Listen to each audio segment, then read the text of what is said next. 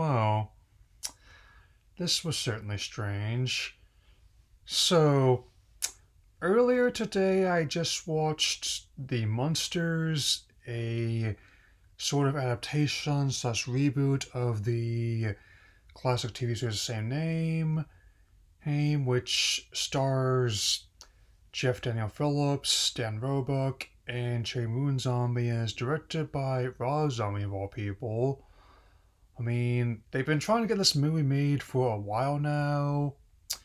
Oh, and I didn't really get into the whole discourse in the latest release, and only really I definitely held off on until it's actually October to talk about it because it's spooky and some people might like something to share with their families. And I gotta say, I don't hate this. It's just really, really bizarre that this exists, to say the least. So, yeah. When discussing adaptations, the best place to start, as per usual, is discuss my personal connection, if any, to the material. So I was obviously not alive when the original TV show was on the air, but I did discover it through reruns when I was younger, I believe.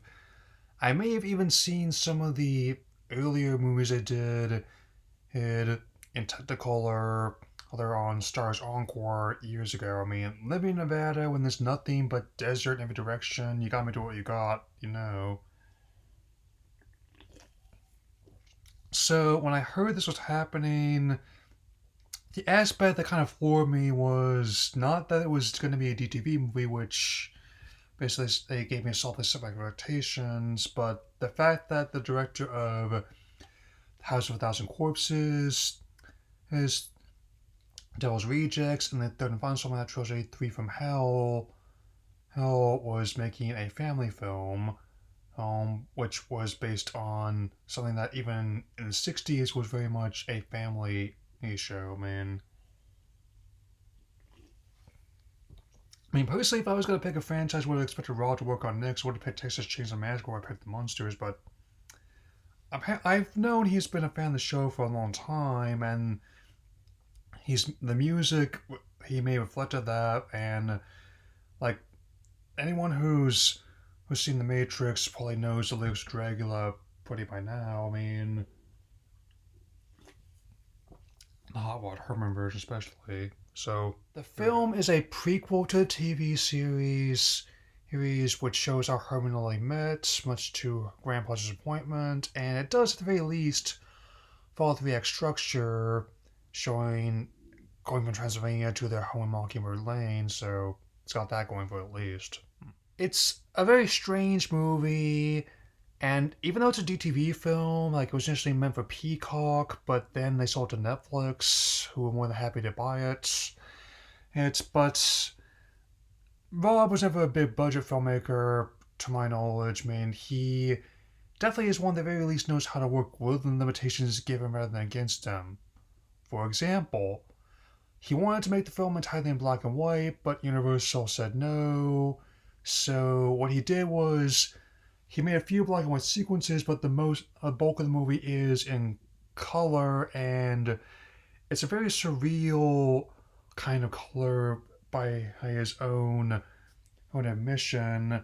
It definitely has this very strange look and feel towards it. I mean, and that's really what drew me to it. Like the tone, it's very bizarre. I mean, it's surreal almost. I mean, as a even as you definitely they talk a lot like it's the '60s, and also some of the things that surprised me is just the whole idea of him making like a PG-rated film. He's definitely not the first film I could have done this. Like how I mean, Rodriguez is pretty good at it. I mean, alternating between more hard stuff like the El Mariachi trilogy and more fan favorite like the Spy Kids movies, for example.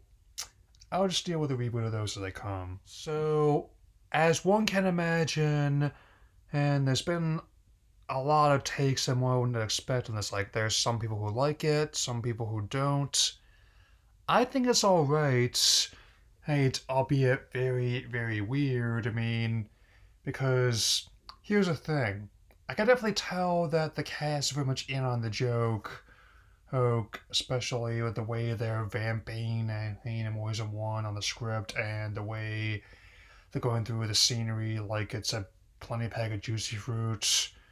Fruits mean and how much I chew it, and how even like the people in costume seem spooked out. And even though the leads are older than how Fred Gwynn and Yvonne Nicolo were on the show, which does mess with one perception of time a bit, something tells me that I guess monsters age a bit differently than we humans do at that.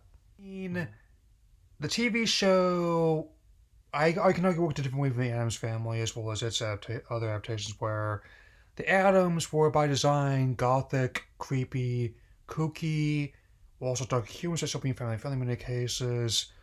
The Munsters were a bit more straightforward in the sense that they were basically like a family sitcom where the family just happened to be classic movie monsters. Whereas my guess is if they make a sequel to this, they'll find a way to show how Emily and Eddie enter the family, how they were born. That's one of them became, Eddie became a lichen, and Emily became an ordinary person. And I definitely liked seeing Jeff, Sherry, and Dan and the other collaborations they had with Rob. And I can definitely tell that they're enjoying themselves at the very least. It plays a lot kind of like a college film that you would basically make with friends, basically while I was lying around. And I'm not going to say this is going to be like movie of the year material or anything, but I've honestly seen and viewed worse hers in my life, and also if you're looking for something to keep your kids entertained, you can do better. Obviously, hey, I'm not. I was never expecting to even get to the level like Turner or even Sonic 2 for that matter, but can also do far worse. I mean, likewise, if you're looking for material for a supposed bad movie night, you can definitely something to enjoy with some friends, whether they're with on your couch over Skype or anything like that. So I would say that much at least. Yeah. Maybe it's because I didn't see the trailer was making the rounds. Maybe it's because I've seen viewers in the time of doing this on off this channel, but I definitely do my best to give this thing a fair shake, and I gotta say, even the positive reviews I've seen of this saying that this didn't need to exist, but it's not the worst thing ever that it technically does. So I give it a 3 out of 5. If I had to say right now, 3.5 out of 5 at the most. It's definitely not going to be like a 4 out of 5 or even a 2 out of 5, so there's that.